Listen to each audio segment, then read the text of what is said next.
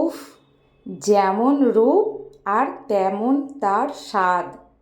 রূপেও যেমন ভরপুর, স্বাদেও তেমনই খুব সুন্দর।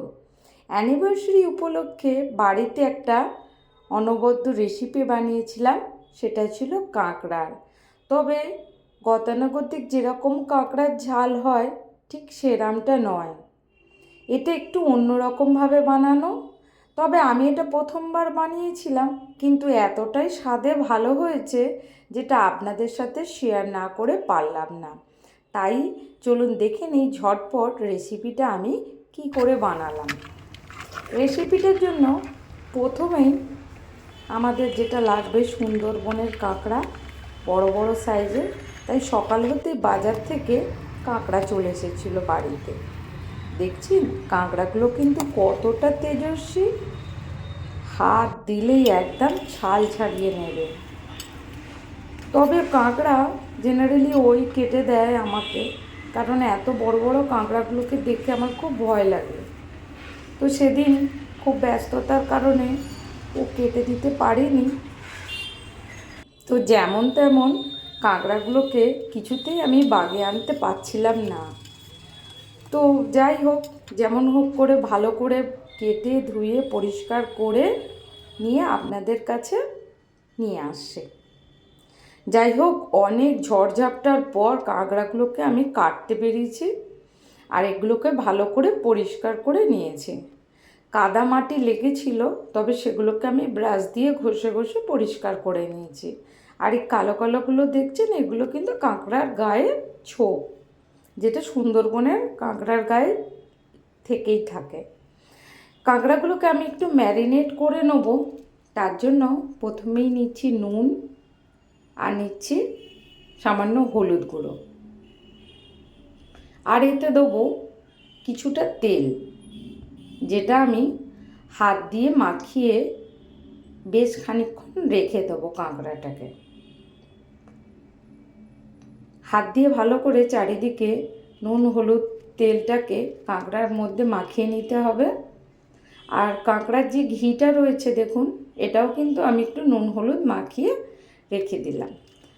একে 10-15 মিনিটের মতন এরমভাবে ম্যারিনেট করে আমরা রেখে দেব।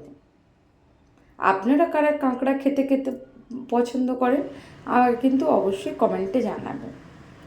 রেসিপিটার জন্য প্রথমেই কড়াই নিচ্ছি, আর কড়াই বেশ কিছুটা তেল দিচ্ছি, কারণ আর কিন্তু আমাদের তেলের প্রয়োজন হবে না।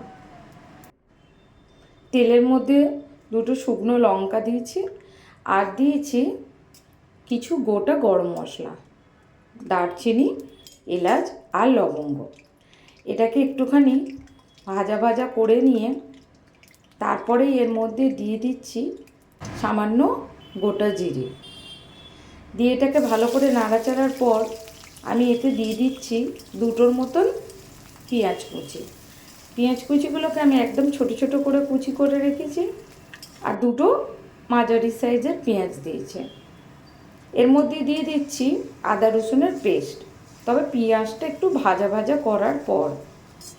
আদা রসুনের কাঁচা গন্ধটা চলে গেলেই এর মধ্যে আমরা অ্যাড করে দেবো কিছুটা টমেটো। আমি এখানে দুটো মাঝারি সাইজের টমেটো নিয়েছি, আর যেটাকে একদম ছোট ছোট করে কেটে নিয়েছি। এখন এটাকে মশলার সাথে খুব ভালো মতনভাবে কষবো। টমেটোটা যাতে তাড়াতাড়ি গলে যায়, তাই জন্য আমি আগে থাকতে একটু নুন দিয়ে দিচ্ছি। তবে খেয়াল রাখবেন কাঁকড়াটাতে কিন্তু নুন মাখানো রয়েছে। এখন মশলাটা আমার কিন্তু বেশ ভালো মতনভাবে কষানো রেডি। এবারে কিছু মশলা অ্যাড করব। প্রথমে দিলাম 1 চামচ হলুদ, 1 চামচ লঙ্কার গুঁড়ো, আর 1 চামচ জিরে গুঁড়ো। তবে এটাতে কিন্তু খুব বেশি মশলার দরকার পড়ে না। কাঁকড়ার একটা অদ্ভুতই তার সুগন্ধ রয়েছে, সেই জন্য খুব বেশি মশলা দিলে কাঁকড়ার স্বাদটা কিন্তু পাল্টে যাবে। এখন মশলাটার মধ্যে দিয়ে দিচ্ছি কিছুটা পরিমাণ কড়াইশুঁটি, দিয়ে মশলাটাকে আবারও খুব ভালো মতনভাবে একটু কষে নেব। মশলাটা যাতে পুড়ে না যায় আমি অল্প একটু এতে জল দিচ্ছি, দিয়ে এটাকে আর একটু সময় নিয়ে ভালো করে কষিয়ে নেব। যতক্ষণ না পর্যন্ত মশলা থেকে তেল ছেড়ে আসে। দেখুন মশলাটা কিন্তু আমাদের এখন একদম রেডি, তেল ছেড়ে দিয়েছে। এবার কাঁকড়াগুলো এর মধ্যে আমরা দিয়ে দেবো ম্যারিনেট করা অবস্থাতে, মিন্স কাঁচা অবস্থাতে।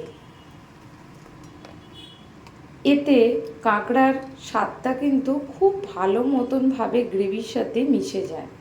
কাঁকড়ার ঝাল তো আমরা করেই থাকি জেনারেলি, তবে সেটাকে ভেজে নিয়ে।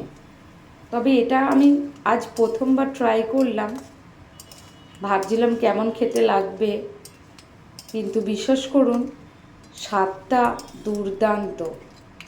আপনারাও বাড়িতে ঠিক এরমভাবে ট্রাই করুন, আর করে আমাকে অবশ্যই কমেন্ট করে জানাবেন কেমন হলো। এখন মশলার সাথে কাঁকড়াটা পুরোপুরি আমাদের কষানো রেডি। এই সময় আমি একটু দিয়ে দিচ্ছি মিষ্টি, চিনি অ্যাড করে দিচ্ছি। ঝালেতে একটু মিষ্টি মিষ্টি হলে ভালোই লাগে, তবে খুব একটা নয়। এখন আমাদের মশলাটা রেডি হয়ে গেছে। জাস্ট গ্রেভির জন্য অল্প একটু জল দিচ্ছি, কারণ কাঁকড়াটা যেহেতু ভাজা নয়, সেহেতু গ্রেভির মধ্যে একটু ভালো মতনভাবে ফুটতে দিতে হবে, যাতে খুব ভালো মতনভাবে কাঁকড়ার সব কটা জিনিসই সেদ্ধ হয়ে যায়। কারণ ডাঁড়াগুলো যেগুলো থাকে এগুলো একটু ভালো করে সেদ্ধ করতে হবে। এখন সম্পূর্ণরূপে রেডি হয়ে গেছে আমাদের হাতে মাখা কাঁকড়ার ঝাল। দুর্দান্ত এক রেসিপি। এখন শুধু একটু ওপর থেকে ধনেপাতা ছড়িয়ে দিয়েই পরিবেশন করার পালা। ব্যাস একদম রেডি হয়ে গেছে আমাদের হাতে মাখা কাঁকড়ার ঝাল। এখন শুধু গরম ভাত আর এই কাঁকড়ার ঝাল। ভিডিওটা আপনাদের কেমন লাগছে অবশ্যই কিন্তু আমাকে জানাবেন। কাঁকড়া আপনারা কে কেমন বাড়িতে বানান, কিভাবে বানান, সেটাও আমার সাথে কিন্তু শেয়ার করবেন অবশ্যই। আর এই ভিডিওটা আপনাদের কেমন লাগলো অবশ্যই লাইক, কমেন্ট, শেয়ার করে কিন্তু জানাতে ভুলবেন না। আর যারা নতুন আছেন তারা অবশ্যই কিন্তু আমার চ্যানেলটিকে সাবস্ক্রাইব করে রাখবেন এরকমই কিছু নতুন নতুন আর কিছু সাবেকি রেসিপির জন্য। এখন শুধু রেডি হয়ে গেছে একদম গরম ভাত। এতটুকুই, জাস্ট আবারও দেখা হবে আপনাদের সাথে নতুন কোনো ভিডিওর সাথে। ওকে, টাটা।